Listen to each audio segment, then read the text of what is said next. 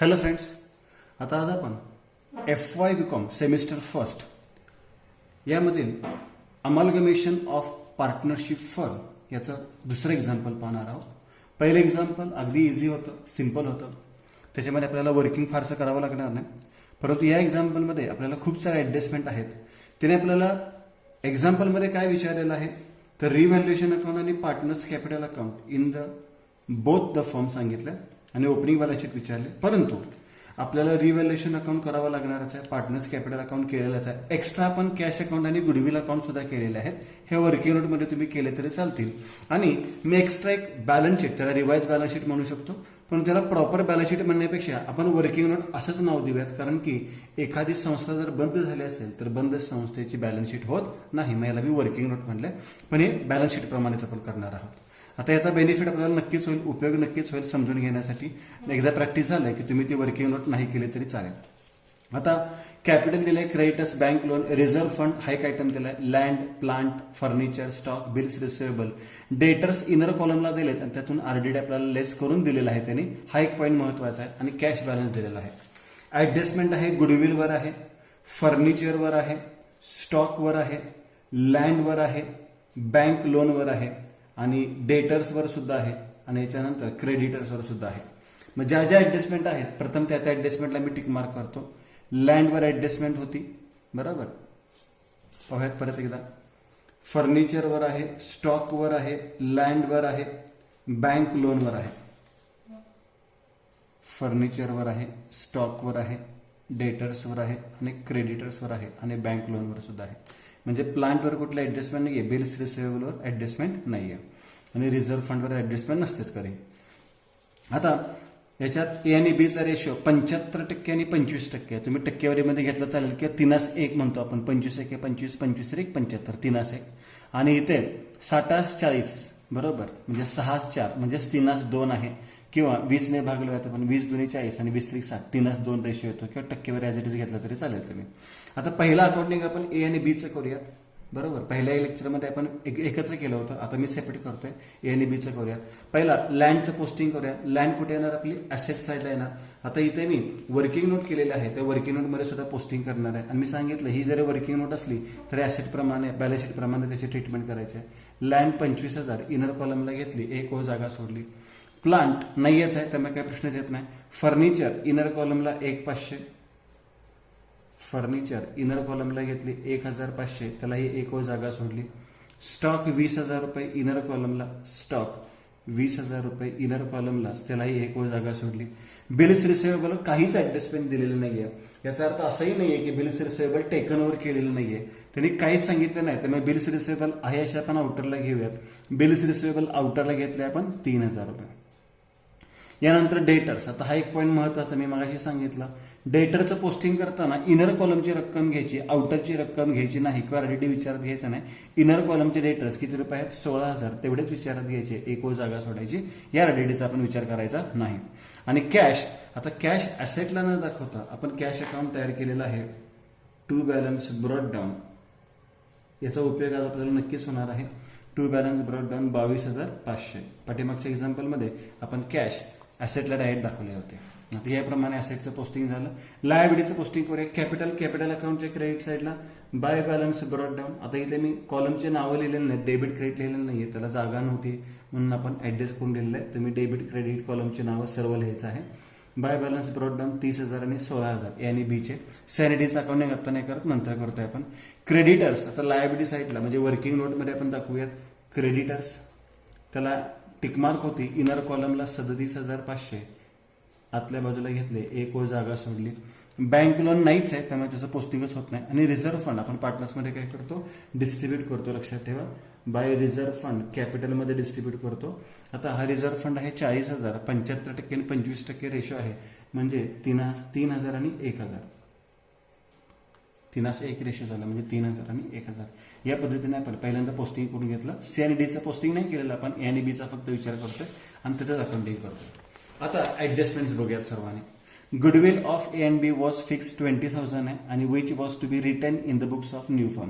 म्हणजे गुडविल ठेवायचं, written off करायचं नाहीये. गुडविल फिक्स एंट्री माहिती आहे आपल्याला, पाहिले. जर गुडविल फिक्स एंट्री तुमच्या लक्षात राहत नसेल तर मी तुम्हाला सांगितलंय, जर तुम्हाला एंट्री पाठ करायची नसेल तर गुडविल कुठे दाखवा, पार्टनर्स कॅपिटल अकाउंटच्या क्रेडिटला आणि बॅलन्स शीटच्या ऍसेटला दाखवा. आणि एंट्री पाठ असेल तर एंट्री करायची, काय एंट्री होणार आहे, goodwill account debit to partners capital account. Goodwill अकाउंटच्या डेबिटला to partners capital account, goodwill रेटची एंट्री म्हणतो आपण त्याला 20,000 रुपये.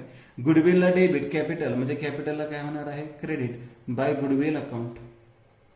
आता हे 20,000 रुपये आपल्याला कोणत्या रेशोमध्ये वाटायचे, 75% आणि 25%. म्हणजे डिस्ट्रीब्युशन कसं येणार आहे, 15,000 आणि 5,000, 3:1 मध्ये डिस्ट्रीब्युट केलं. गुडविल रेटची एंट्री झाली. सी आणि डीचं गुडविल नंतर बघूयात आपण. फर्निचर ए अँड बीचं not taken over by the new firm, new फर्मनं नाही घेतलं. Which was taken over by A at ₹1,350. याची एंट्री खूप महत्वाची आहे, त्याची एंट्री मी तुम्हाला इथे एक्सप्लेन करून सांगतो. ती एंट्री सर्वांनी व्यवस्थित लक्षात ठेवायची आहे. चला त्या ऍडजस्टमेंट वर्किंग नोट करूयात. फर्निचर, आता फर्निचरची मूळ किंमत किती होती ते आधी चेक करूया. फर्निचरची किंमत किती होती, 1,500. 1,500 taken over by A, taken over by A at ₹1,350. आता याची जनरल एंट्री कशी करायची, simple entry. Asset taken over by पार्टनरची एंट्री काय करतो आपण, partners capital account debit to asset account. मग पार्टनर्स कॅपिटल अकाउंटला डेबिट करूयात, म्हणजे एज कॅपिटल अकाउंटला डेबिट करूयात टू ऍसेटचं नाव लिहूयात फर्निचर. परत त्याच्यामध्ये एक महत्वाचा प्रश्न येतो की ऍसेटची किंमत जास्त होती पण पार्टनरने कमी किमतीला घेतले. मग पार्टनरने किती किमतीला घेतलेले, 1,350. ती पार्टनर्स कॅपिटलला दाखवा. ऍसेटची किंमत ऍसेट अकाउंटला दाखवा, 1,500 रुपये. म्हणजे इथे डेबिट साईडला फरक आलेला आहे, किती रुपये फरक आलेला आहे, 150. कोणत्याही बाजूला फरक येऊ देत तो कुठल्या अकाउंटला पाठवायचा, आपल्याला रिव्हॅल्युएशन अकाउंटलाच पाठवायचा आहे. म्हणजे याची एंट्री जर करायची असेल तर एंट्री कशी होणार आहे, एज कॅपिटल अकाउंट डेबिट 1,350. कारण की ए ला ती 1,350 ने मिळाली, मग तेवढीच रक्कम त्याच्याकडून जाणार. फर्निचर जाणार आहे व्यवसायातून 1,500 रुपयाचं, म्हणजे आपल्या व्यवसायाला लॉस झालेला आहे, तो रिव्हॅल्युएशन अकाउंटला दाखवला 150 रुपये. ह्याचा आणखी एक वेगळ्या पद्धतीने पोस्टिंग आहे, तेही तुम्हाला सांगेन. दोन्हीपैकी कुठल्याही पद्धतीने तुम्ही केलं चालेल. आता पोस्टिंग करूयात. एज कॅपिटल अकाउंटला debit to furniture 1,350. A's capital अकाउंटला debit to furniture account. A मध्ये लिहायचं 1,350. बी मध्ये काय येणार, रिव्हॅल्युएशनला डेबिट टू फर्निचर 150. रिव्हॅल्युएशनला डेबिट टू फर्निचर अकाउंट 150 रुपये. 150 रुपये. आणि फर्निचर अकाउंटला क्रेडिट करायचं 1,500 रुपयाने. म्हणजे फर्निचर व्यवसायातून जाणार लेस टेकन ओव्हर बाय ए 1,500 रुपये. सगळं फर्निचर जाणार, आता शिल्लक राहणार नाही. समजा आता हा पॉईंट तुम्हाला कळालाच नाही की एंट्री तुम्हाला कळालीच नाही, तर याला एक दुसरा ऑप्शन आहे, तो मी इथं दाखवतो, बघा लक्षात येईल तुमच्या. फर्निचर इनर कॉलमला किती घेतलं होतं, 1,500. त्याला 3 ओळी जागा सोडायच्या. बघा हे एक पद्धत झाली. आता दुसरी पद्धत सांगतोय मी. फर्निचर कोणी घेतलं, ए न घेतलं. किती रुपयाला घेतलं, 1,350ला. म्हणजे आहे ते किमतीला घेतलंय का, नाही, म्हणजे कमी किमतीला घेतलंय. 1,350ला घेतले म्हणजे किती रुपये कमी केले, 150 रुपये कमी केले. म्हणजे फर्निचरची व्हॅल्यू डिक्रीज केली त्यांनी, कमी झाली, बरोबर. मग ऍसेटची व्हॅल्यू कमी झाली म्हणजे आपल्या व्यवसायाचा काय झाला, लॉस. आणि लॉस कुठं दाखवतो आपण, रिव्हॅल्युएशनच्या डेबिटला. म्हणजे फर्निचर रिव्हॅल्युएशनच्या डेबिटला किती येणार आहे, 150. आले का चेक करा, रिव्हॅल्युएशनच्या डेबिटला 150 रुपये. आता हे ऍसेट कोणी घेतलेले आहे, ए न घेतलेले आहे. किती रुपयाला घेतली, 1,350ला. म्हणजे ऍसेट संपली. आता asset taken over bye partner म्हणजे कॅपिटल अकाउंटला काय होणार आहे, डेबिट होणार आहे. म्हणजे ए ला डेबिट करा, किती रुपये, 1,350. मग ए ला डेबिट करायचं आहे किती रुपये, 1,350. म्हणजे अशी वर्किंग नोट केली तरी चालेल किंवा ही एंट्री परफेक्ट केली तरी चालेल. दोन्हीपैकी कोणतीही पद्धत वापरली ते चालते, कारण इथलंच पोस्टिंग चेक केलं जाणार नाही. ही वर्किंग नोट आहे, ही वर्किंग नोट चेक केली जाणार नाही किंवा याला मार्क्स नाही आहेत. ही वर्किंग नोट तुम्ही दोन्हीपैकी कोणतीही केली तरी चालेल, ठीक आहे. आता यानंतर पुढची ऍडजस्टमेंट बघूयात. पुढची ऍडजस्टमेंट काय, stock of C and D. C and डीचा विचार करत नाही आपण, पुढे वाचूया. A and B was taken over at ₹19,200. आता ए अँड बीचा स्टॉक 19,200 रुपयाला घेतलाय. मग ए अँड बीचा स्टॉक घेऊयात. 19,200 रुपयाला घेतला म्हणजे 19,200 आउटरला येणार. म्हणजे स्टॉक काय झाला, लेस झाला, डिक्रीज झाला, कमी झालेला आहे. किती रुपयाने कमी झालेला आहे? 800 रुपयाने स्टॉक कमी झाला. आता ॲसेट कमी झाली म्हणजे काय झालं? आपला लॉस झाला. लॉस कुठे दाखवतो आपण? रिव्हॅल्युएशनच्या डेबिटला टू स्टॉक किती रुपये लॉस झालेला आहे? आपला 800 रुपये लॉस झालेला आहे. यानंतर पुढची ऍडजस्टमेंट बघूयात. A and B sold their land for ₹30,000. A आणि बी न लँड किती रुपयाला विकली? 30,000 रुपयाला विकली. परत एकदा आता ऍडजस्टमेंट करूयात आपण. बघा, लँड किती रुपयाची लँड होती? 25,000ची. सोल्ड किती रुपयाला विकलेले आहे? फॉर ₹30,000. प्रत्येकाला लगेच लक्षात येईल की याच्यामध्ये प्रॉफिट झालेला आहे, बरोबर. आता लँड सोल्ड केलेलं आहे म्हणजे काय येणार आपल्याकडे? ऍसेट सोल्डची एंट्री काय होणार? Cash account debit to land account. Cash येणार आणि लँड जाणार म्हणजे कॅश अकाउंट डेबिट किती रुपये येणार आहेत आपल्याकडे? किती रुपयाला विकलेले आहे आपण? 30,000 रुपयाला विकलेले आहे. टू लँड अकाउंट क्रेडिट किती रुपयाची लँड गेली आपल्याकडून? 25,000 रुपयाची. म्हणजे क्रेडिट साईडला फरक आलेला आहे 5,000. मी मगाशी सांगितलं कोणत्याही बाजूला फरक येऊ देत, कोणत्या अकाउंटला पाठवायचं? आपल्याला रिव्हॅल्युएशन अकाउंटला पाठवायचं, बरोबर. आता याचं लेजर पोस्टिंग कसं करायचं? सोपं आहे, खूप कन्फ्युजन करायची गरज नाहीये. कॅश अकाउंटच्या डेबिटला आपल्याला किती रुपये दाखवायचे? 30,000. मग कॅश अकाउंटच्या डेबिटला टू रिव्हॅल्युएशन किंवा टू लँड म्हणायची गरज नाहीये. 2-2 आयटम लिहू नका, कारण की कॅश अकाउंट तुमचा मुळात चेकच केला जाणार नाहीये. त्यामुळे त्याचं पोस्टिंग तुम्ही कसंही केलं तरी बरोबरच येणार आहे. तर मी कॅश अकाउंटच्या डेबिटला लिहितो टू लँड 30,000 रुपये. टू लँड 30,000 रुपये. मुळात 30,000 रुपये आले पाहिजेत. मग तुम्ही टू रिव्हॅल्युएशन 5,000 आणि टू लँड 25,000 लिहिलं तरी चालेल, चूक होणार नाही. पण हे पोस्टिंगच चेक केलं जाणार नाही, त्यामुळे ॲज इट इज पोस्टिंग करतो मी. याला मी पोस्टिंगला खूप महत्व देत नाहीये. कॅश येणार 30,000 रुपये. कॅश अकाउंटला डेबिट 30,000 रुपये. रिव्हॅल्युएशनच्या क्रेडिटला किती रुपये दाखवायचे? 5,000. मग रिव्हॅल्युएशनच्या क्रेडिटला बाय लँड 5,000 रुपये. आणि लँड अकाउंटला क्रेडिट करायचं आहे किती रुपये? 25,000 रुपये. लँड जाणार आपल्याकडून सेल. किती रुपयाची लँड जाणार? 25,000 रुपयाची. आउटरला डॅश. ठीक आहे. आता समजा बऱ्याच विद्यार्थ्यांना काही करत्या ही ऍडजस्टमेंट नाही कळाली किंवा ह्याचा इफेक्ट नाही कळाला किंवा लेजर पोस्टिंग नाही कळालं किंवा जर्नल एंट्रीज पाठवत नाहीये, त्यांच्यासाठी हीच पद्धत मग अगदी योग्य आहे. बघा, लँडची किंमत किती रुपये होती? 25,000 रुपये होती. सिंपल पॉईंट आहे. लँडची किंमत किती रुपये होती? 25,000 रुपये. ही लँड किती रुपयाला विकली? 30,000 रुपयाला विकलेली आहे. लक्षात घ्या, लँड किती रुपयाला विकली? 30,000ला. म्हणजे याच्यात डेफिनेटली काय झालं? आपला प्रॉफिट. आणि प्रॉफिट काय करतो आपण? ऍड करतो किंवा त्याला इन्क्रीज म्हणतो. किती रुपयाने लँड वाढली आपली? 5,000 रुपयाने. असेट वाढली की आपलं काय होणार आहे? प्रॉफिट. आणि प्रॉफिट कुठे दाखवतो? रिव्हॅल्युएशनच्या क्रेडिटला. बघा, रिव्हॅल्युएशनच्या क्रेडिटला बाय लँड 5,000 रुपये दाखवलंय का? दाखवलंय. आता ही लँड आपण काय केली? सोल्ड केली. सोल्ड केली किती रुपयाला विकलेली आहे? 30,000 रुपयाला. म्हणजे आउटरला तर काहीच राहणार नाहीये. लँड विकली म्हणजे पैसे येणार, म्हणजे कॅश अकाउंटला काय होणार? Debit. Cash account debit to land account किती रुपये? 30,000 रुपये. मग कॅश अकाउंटला डेबिट झालंय का? बघा, टू लँड अकाउंट 30,000. म्हणजे तुम्ही या पद्धतीने पोस्टिंग केलं तरी चालेल किंवा या पद्धतीने पोस्टिंग केलं तरी चालेल. ज्यांच्या जर्नल एंट्रीज परफेक्ट आहेत, लेजर पोस्टिंग परफेक्ट आहे, त्यांनी या पद्धतीने जावा. ज्यांना जर्नल लेजर पटकन लक्षात येत नाही त्यांनी या पद्धतीने गेलं तरी काही हरकत नाही, कारण की इथलं पोस्टिंग कोणीही चेक करणार नाही. इथलं पोस्टिंग आपलं बरोबरच येणार आहे.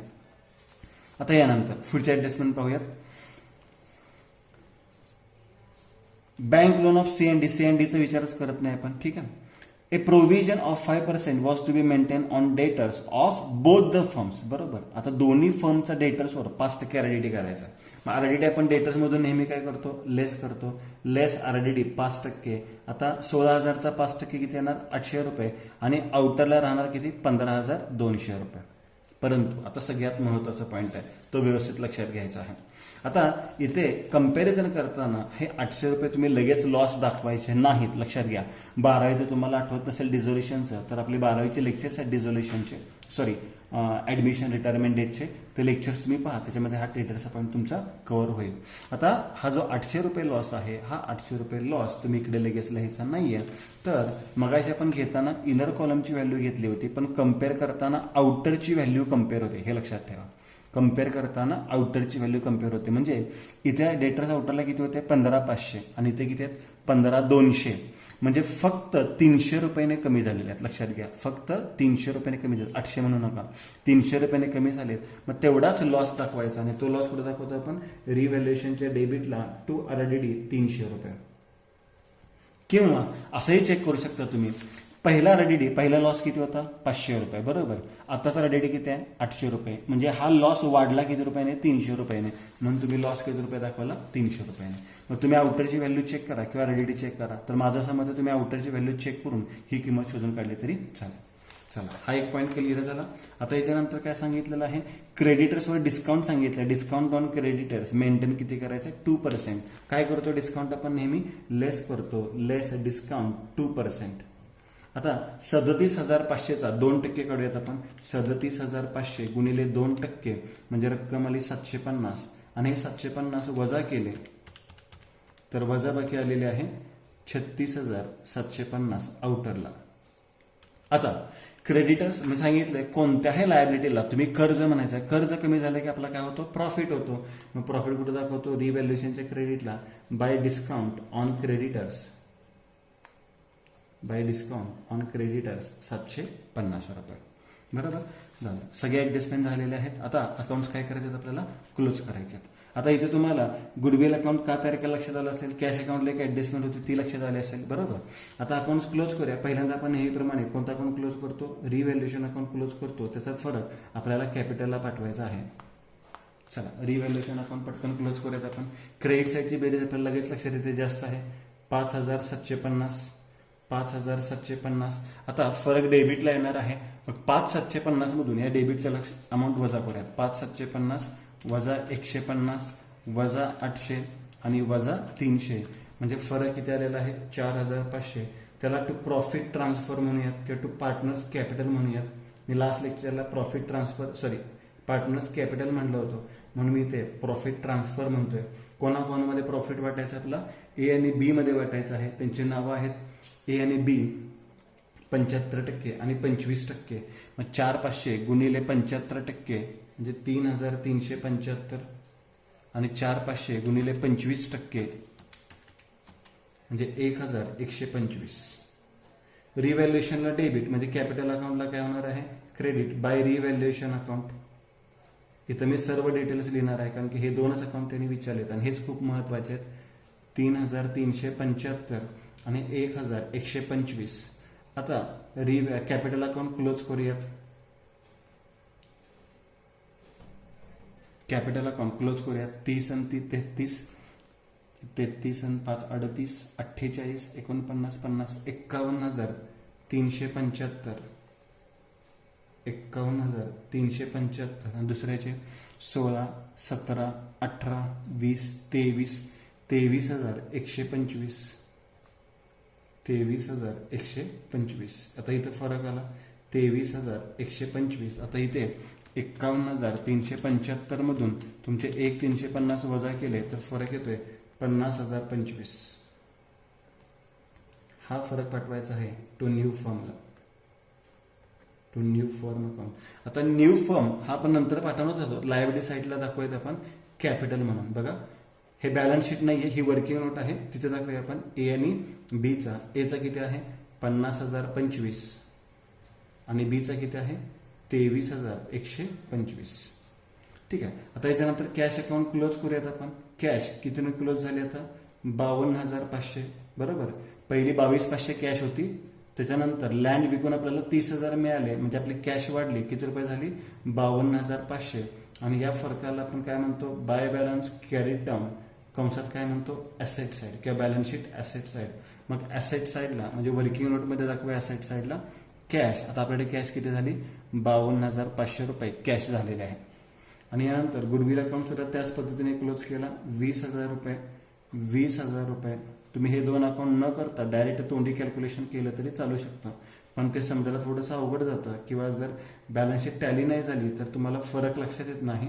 म्हणून आपण ह्या वर्किंग नोट करायच्या आहेत. एक 5 मिनिटं जास्त जातील पण एक्झाम्पल आपल्याला परफेक्ट लक्षात येईल. मग इथे बॅलन्स शीटच्या ॲसेटला गुडविल लिहिलं आपण किती रुपये 20,000 रुपये. आता ही वर्किंग नोट आहे त्यामुळे ही काय क्लोज करायचा प्रश्नच येत नाहीये. याला बॅलन्स शीट म्हणू नका अजिबात कारण की आपली ही संस्था बंद झालेली आहे. बंद झालेल्या संस्थेची बॅलन्स शीट कधी तयार होत नाही. आता या असेट्स आणि लायबिलिटीज या नवीन फर्मच्या बॅलन्स शीटमध्ये जाणार आहेत. मग याचा उपयोग आपल्याला नंतर होईल. आता दुसरी वर्किंग नोट आपली होणार आहे. चला पहिला पार्ट संपला ए आणि बीचा. आता सी आणि डीचा पार्ट पाहूयात आणि सी आणि डीची वर्किंग नोट आपण इकडे करणार आहोत. आता परत एकदा एक्झाम्पलचं पोस्टिंग सर्व व्यवस्थित पहा. ज्यांना अजून पहिली स्टेप कळाली नाही किंवा ए आणि बीचं अकाउंटिंग ज्यांना काही लक्षात नाही आले, काही मुद्दे कळाले नाहीत, त्यांनी आता इथे पुन्हा एकदा लक्ष द्या. पुन्हा एकदा आपल्याला चान्स मिळालेला आहे की सर्व पॉईंट रिपीट होतील. लँड कुठे दाखवणार आपण? ॲसेटला दाखवणार. लँड आपण ॲसेटला दाखवणार आहे. किती रुपये लँड आहे बघा? 18,000 रुपये. इनर कॉलमला दाखवली, एक ओळ जागा सोडली. प्लांट इनर कॉलमला प्लांटवर ऍडजस्टमेंट नाहीये, प्लांटवर ऍडजस्टमेंट नाही, टिक मार्क नाहीये. मग प्लांट आउटरलाच घेतले आपण 18,000 रुपये, बरोबर. प्लांटवर कोणती ऍडजस्टमेंट नाहीये. फर्निचर नाहीच आहे, त्यामुळे त्याचं पोस्टिंग होणारच नाहीये. स्टॉक 9,000 रुपये इनर कॉलमला घेतला आणि एक ओळ जागा सोडली. स्टॉक 9,000, एक ओळ जागा सोडली. बिल्स रिसिवेबल नाहीच आहे, त्यामुळे पोस्टिंग होणार नाहीये. पण डेटर्स, आता मगाशी ज्यांना हा पॉईंट लक्षात नाही आला त्यांनी परत एकदा रिपीट करतो. डेटरची आउटरची किंमत घ्यायची नाही, पोस्टिंग करताना इनर कॉलमची घ्यायची, कंपॅरिझन करताना आउटरची घ्यायची. हा तर हे वाक्य मराठीत लिहून ठेवा. डेटरच्या पोस्टिंगमध्ये इनरची कॉलम घ्यायची, कम्पेअर करताना आउटरची रक्कम घ्यायची आहे. मग डेटरची इनर कॉलमची रक्कम घेतली आपण किती रुपये? 10,000 रुपये. एक ओळ जागा सोडली. आणि कॅश अकाउंटला दाखवलेला आहे किती रुपये? 8,800. मग कॅश अकाउंटच्या डेबिटला दाखवा. To balance brought down 8,800. या पद्धतीने आपण पोस्टिंग केलं ॲसेटचं. लायबिलिटीचं पोस्टिंग करूयात. सी आणि डीचं कॅपिटल कुठे दाखवणार? कॅपिटल अकाउंटच्या क्रेडिटला. बाय बॅलन्स ब्रॉट डाऊन किती आहे? 20,000 रुपये आणि 25,000 रुपये. 20,000 रुपये, 25,000 रुपये. त्याच्यानंतर क्रेडिटर्स कुठे दाखवणार? लायबिलिटी साईडला आहे असं दाखवायचं आहे. पण हे वर्किंग नोट आहे, लक्षात घ्या. वर्किंग नोटमध्ये जी लायबिलिटी साईड दाखवलेली आहे आपण तिथे दाखवलं क्रेडिटरची रक्कम. इनर कॉलमला 15,000, त्याला एक ओळ जागा सोडली. बँक लोन आहे, त्यालाही टिक मार्क आहे. मग बँक लोन मी इनर कॉलमलाच घेतलं. किती रुपये बँक लोन आहे? 3,000, त्यालाही एक ओळ जागा सोडली. आणि रिझर्व्ह फंड नाही आहे. जरी रिझर्व्ह फंड असता तर तो कॅपिटल अकाउंटच्या क्रेडिटला डिस्ट्रीब्यूट केला असता. लायबिलिटी साईडला प्रॉफिट अँड लॉस असता तर तो कॅपिटल अकाउंटच्या क्रेडिटला डिस्ट्रीब्यूट केला असता. पण ॲसेटला जर असता तर डेबिटला डिस्ट्रीब्यूट केला असता. हे पॉईंट तुम्हाला आता माहिती आहे. आता ऍडजस्टमेंटकडे जाऊयात. ऍडजस्टमेंटमध्ये पहिले ऍडजस्टमेंट काय आहे बघा? गुडविल सी आणि डीचे किती रुपये फिक्स केले? 30,000 रुपये. एंट्री माहिती आपल्याला काय एंट्री करतो? Goodwill account debit to partners capital account 30,000 रुपये. गुडविलला डेबिट, कॅपिटल म्हणजे कॅपिटलला काय होणार आहे? Credit by goodwill. आणि जर तुम्हाला लेजर पोस्टिंग करायचं नसेल तर कॅपिटल अकाउंटच्या क्रेडिटला आणि ॲसेटला डायरेक्ट तुम्ही दाखवलं चालेल. आता हे 30,000 रुपये कोणत्या रेशोमध्ये वाटायच्यात? 60-40%, म्हणजे 60%, 40%. मग 60% म्हणजे साहित्रिक 18 आणि 40% म्हणजे चारित्रिकून 12. 30,000 रुपये डिस्ट्रीब्यूट केले आपण, बरोबर. गुडविलला डेबिट, कॅपिटलला क्रेडिट. फर्निचर ए अँड बीचं त्याचा काही प्रश्न येत नाहीये. सी अँड डीचा विचार करतोय आपण. Stock of C and D was not taken over by the new firm. आता स्टॉक न्यू फर्मने घेतलेलाच नाहीये, म्हणजे स्टॉक आउटरला नाहीच आहे ना. मग एखादी ॲसेट जर नवीन कंपनीने घेतली नसेल तर ती पार्टनर्समध्ये काय करतो? डिस्ट्रीब्यूट करतो. मग हे आपण पार्टनर्समध्ये डिस्ट्रीब्यूट करायचे आहे की ॲसेटला येणार नाही, कारण की नवीन कंपनीने घेतलेलं नाही. किंवा तुम्हाला त्याची जर्नल एंट्री लक्षात असेल तर ती एंट्री करायची. बघा, ॲसेट टेकन ओव्हर बाय पार्टनरची एंट्री काय करतो आपण? Partners capital account debit to asset account. Partners capital to asset म्हणजे कॅपिटलला डेबिट आणि ॲसेटमधून वजा होणार, बरोबर का. मग एंट्री पार्ट नसेल तरी काही हरकत नाहीये, आपण ती पार्टनर्समध्ये डिस्ट्रीब्यूट करूया. मग पार्टनर्स कॅपिटल अकाउंटच्या डेबिटला दाखवूयात टू स्टॉक. To stock. आता हा स्टॉक किती रुपये आहे बघा? 9,000 रुपये आहे. आणि 9,000 रुपये आपल्याला कोणत्या रेशोमध्ये वाटायचे? 60 आणि 40. मग 6-9-54 आणि 4-9-36. हे 9,000 रुपये आपण वाटले. 5-400 आणि 3-600. स्टॉक काय केला आपण? पार्टनर्समध्ये डिस्ट्रीब्यूट केला. पार्टनर्समध्ये डिस्ट्रीब्यूट केला. एखादी ॲसेट टेकन ओव्हर केली नसेल तर पार्टनर्समध्ये डिस्ट्रीब्यूट करतो. सी अँड डीचं झालं. आता C and D was taken over by new firm at ₹25,000. Land काय केलेलं आहे बघा? लँड सी अँड डीने किती रुपयाला घेतलेली आहे? 25,000 रुपयाला. आता लँडची किंमत किती आहे? 18,000. ते सी अँड डी परत एकदा रिपीट करतो. But C and D was taken over by the new firm for ₹25,000. C and डीची लँड न्यू फर्मने किती रुपयाला घेतली? 25,000 रुपयाला. म्हणजे इथे ॲसेट काय झालेली आहे? वाढलेले आहे. किती रुपयाने ॲसेट वाढलेले आहे? 7,000 रुपयाने. त्याला आपण काय म्हणतो? इन्क्रीज. आता लँड 25,000 रुपयाला घेतली, म्हणजे आउटरला घेतली आपण, नवीन फॉर्मने घेतली 25,000 रुपयाला, म्हणजे इन्क्रीज झाली 7,000 रुपये आणि आपला प्रॉफिट झाला. प्रॉफिट कुठं दाखवतो? रिव्हॅल्युएशनच्या क्रेडिटला बाय लँड किती रुपयाने? 7,000 रुपयाने. आता पुढची ऍडजस्टमेंट बघूयात. लँड टेकन ओव्हर केली, लँडमध्ये प्रॉफिट झाला, तो रिव्हॅल्युएशनच्या क्रेडिटला दाखवलेला आपण. आता याच्यानंतरची ऍडजस्टमेंट काय आहे बघा. Bank loan of C and D was not taken over by the new firm. सीएनडीची बँक लोनची रक्कम आहे ती न्यू फर्मने घेतलेली नाहीये, पण पुढे काय सांगितलंय? Which was settle by C and D at ₹2,900. म्हणजे बँक लोन सीएनडीने पेड केलेलं आहे. सेटल केले म्हणजे काय केलेलं आहे? पेड केलेलं आहे. मग लायबिलिटी पेडची एंट्री आपल्याला करावी लागणार आहे. बघा आता बँक लोन किती आहे सीएनडीचं? बँक लोन ही जी नोट आहे ही नोट सुद्धा तुम्ही वहीमध्ये राईट डाऊन करून ठेवायची आहे. एकूण बँक लोन आहे 3,000 आणि सेटल केले. सेटल म्हणजेच पेड केलेलं आहे. सेटल म्हणजेच पेड. किती रुपये पेड केलेलं आहे? ॲट ₹2,900. म्हणजे 2,900 रुपये देऊन ते अकाउंट सेटल केलं, म्हणजे क्लोज केलं, म्हणजे 100 रुपये आपल्याला फायदा झालेला आहे. बँकेने डिस्काउंट दिला. आता लायबिलिटी पेडची एंट्री काय करतो? Liability account debit to cash account, म्हणजे bank loan account debit to cash account, अशी एंट्री लायबिलिटी पेडची, बँक लोन पेडची होणार आहे. आता याच्यामध्ये बँक लोन किती रुपये होतं? तर एकूण बँक लोन किती रुपये होतं? 3,000 रुपये. पण आपण रोख रक्कम किती दिली? 2,900 रुपये. म्हणजे क्रेडिट साईडला 100 रुपये आपल्याला फायदा झालेला आहे. तो कोणत्या अकाउंटला पाठवतो? आपण रिव्हॅल्युएशन अकाउंटला पाठवतो. या एंट्रीनुसार करा किंवा मी तुम्हाला आणखी बाकी कॅल्क्युलेशन आपण ह्याच्या आधी सांगितलं त्या पद्धतीने सुद्धा घेणार आहे. करूयात आता. बँक लोन अकाउंटला डेबिट म्हणजे लोन पेड केलंय, म्हणजे लोन काय झालेलं आहे? नील झालेलं आहे. पेड म्हणूयात. बँक लोन अकाउंटला डेबिट किती रुपये दाखवायचे आहेत? 3,000 रुपये. मग दोन्ही व्हॅल्यूज दाखवण्यापेक्षा डायरेक्ट 3,000 रुपये दाखवूया. आउटरला बँक लोन राहणार नाही. रिव्हॅल्युएशनला क्रेडिट किती रुपये? 100 रुपये. प्रॉफिट झाला आपला, म्हणजे लोन पेड करताना आपल्याला 100 रुपये सूट मिळालेली होती, म्हणून रिव्हॅल्युएशनच्या क्रेडिटला बाय बँक लोन म्हणूयात. बाय बँक लोन 100 रुपये आपल्याला काय मिळालेलं आहे? सूट मिळालेलं आहे. आणि कॅश अकाउंटच्या क्रेडिटला 2,900 दाखवायचे आहेत. मग कॅश अकाउंटच्या क्रेडिटला बाय बँक लोन 2,900 रुपये दाखवलेले आहेत. आता हीच ऍडजस्टमेंट जर तुम्हाला एंट्रीज वाईज कळाली नाही तर आपण वर्किंग नोट कशी करतो ते जरा नीट समजून घ्या. बँक लोन, एकूण बँक लोन किती रुपये होतं? 3,000 रुपये. करा बरं, तुम्ही आधी एकदा प्रयत्न करा. मी लगेच तुम्हाला सांगणारच आहे. बघा प्रयत्न करून, पॉज करा व्हिडिओ आणि प्रयत्न करा जरा. चला बघूयात. तर तुमचं कॅल्क्युलेशन बरोबर आहे का? एकूण 3,000 रुपये लोन होतं, आपल्याला 2,900 द्यायचे आहेत, म्हणजे यातून वजा किती होणार आहेत? 100 रुपये वजा होणार आहेत. म्हणजे आपलं कर्ज डिक्रीज झालेलं आहे. कर्ज कमी झालं, बरोबर. किती रुपयाने कर्ज कमी झालं? 100 रुपयाने. म्हणजे आपला प्रॉफिट होणार आणि प्रॉफिट कुठे दाखवतो? रिव्हॅल्युएशनच्या क्रेडिटला बाय बँक लोन 100 रुपये. आता हे कर्ज आपण देऊन टाकलं म्हणजे आपल्याकडून काय जाणार आहे? कॅश जाणार आहे. किती रुपये कर्ज दिलं? 2,900. मग कॅश जाणार म्हणजे कॅश अकाउंटला काय होणार? क्रेडिट. मग कॅश अकाउंटच्या क्रेडिटला बाय बँक लोन किती रुपये? 2,900. म्हणजे तुम्ही या पद्धतीने पोस्टिंग केलं तरी चालेल किंवा या पद्धतीने केलं चालेल. ह्या ज्या वर्किंग नोट आहेत ह्या वर्किंग नोट खूप महत्वाच्या आहेत. या तुमच्या वहीमध्ये व्यवस्थित लिहून ठेवायच्या आहेत. ह्या महत्वाच्या आहेत. आता याच्यानंतरची ऍडजस्टमेंट बघूया. बँक लोनची ऍडजस्टमेंट संपली. आता याच्यानंतर आरडीडी मेंटेन करायचं आहे डेटर्सवर. किती टक्के? 5%. आता ही मगाची ऍडजस्टमेंट सांगितली होती, सेम तशीच करूयात. लेस आरडीडी 5%, 500 रुपये. म्हणजे राहिले किती आता? 9,500 रुपये. आता हे 500 रुपये लॉस दाखवायचं का? नाही. प्रॉफिट दाखवायचं का? नाही. हे 500 रुपये कुठेच दाखवायचे नाहीयेत. मग मी मगाशी सांगितलं त्या पद्धतीनेच आणि तुम्ही ते वाक्य लिहून कदाचित घेतलेलं असेल.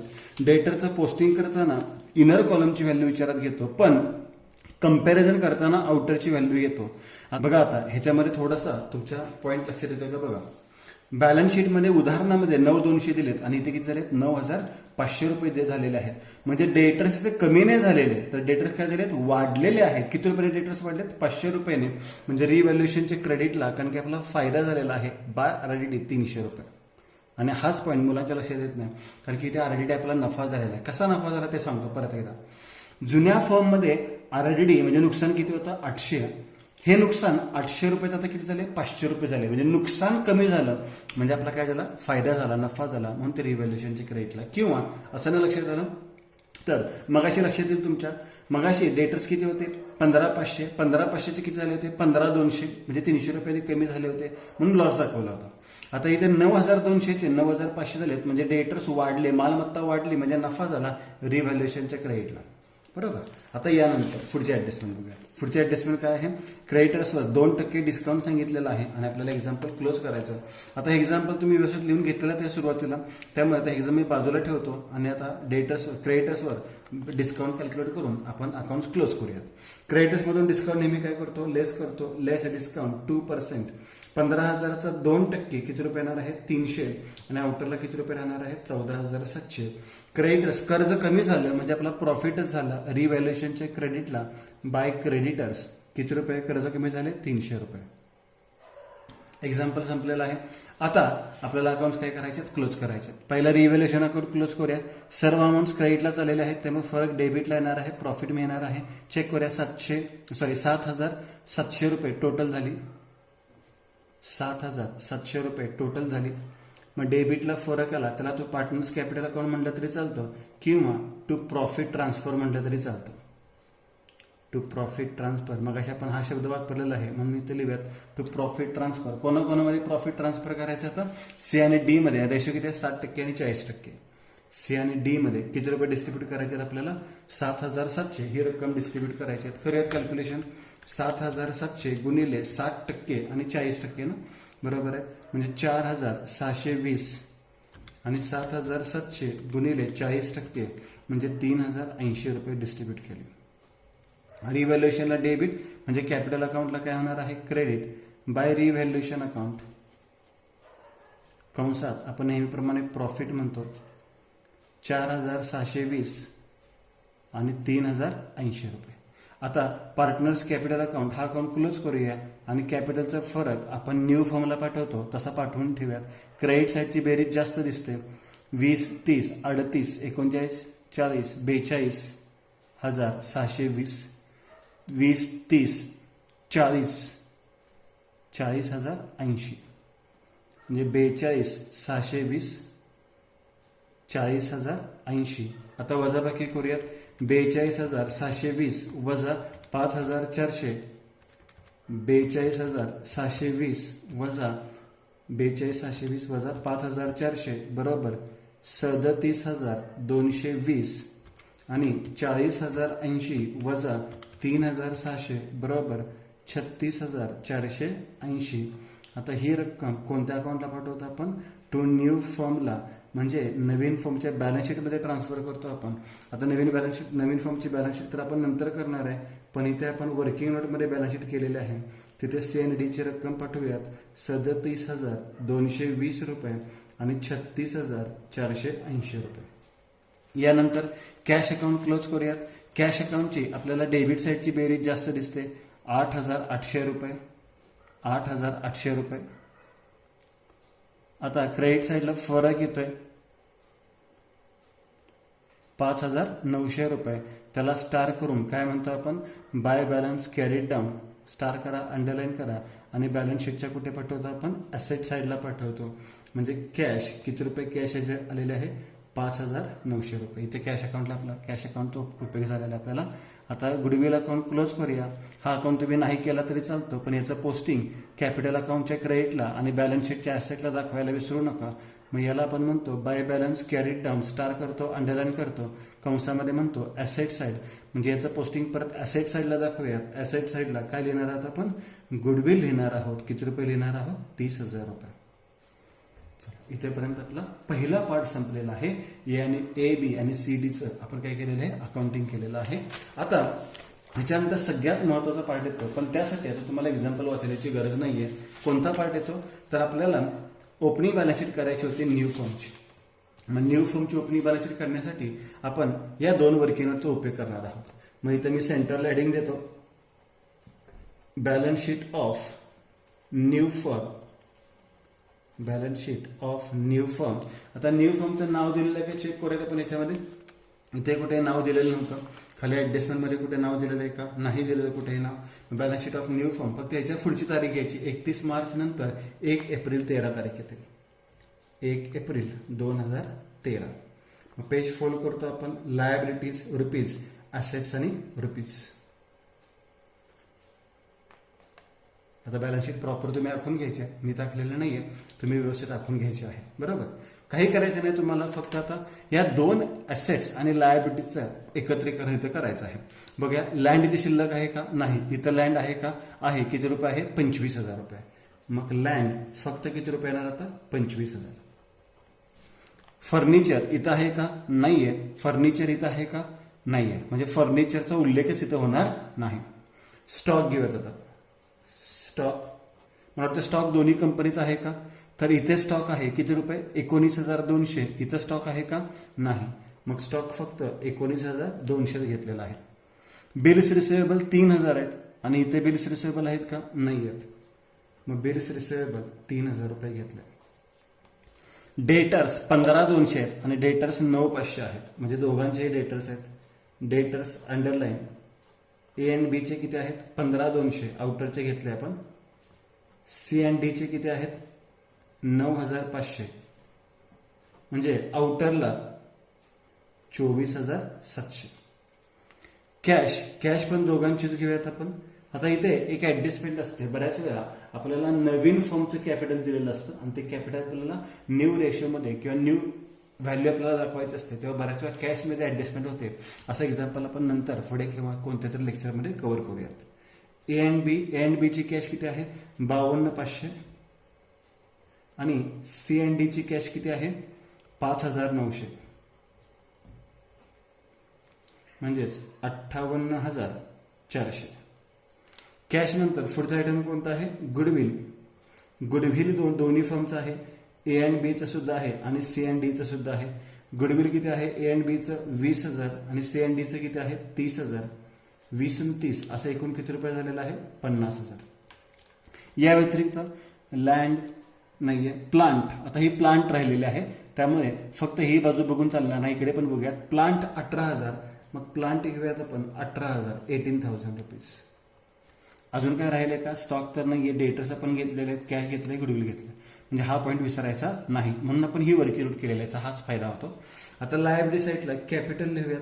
मग कॅपिटल तर चौघांचं येणार आहे. एचं येणार, बीचं येणार, सीचं येणार आणि डीचं येणार. मी डायरेक्ट आउटरला घेतो. किती आहे?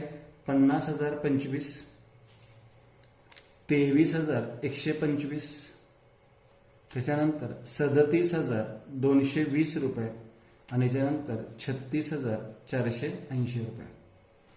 आता यानंतर काय येणार? क्रेडिटर्स. दोन्ही फर्मचे क्रेडिटर्स आहेत.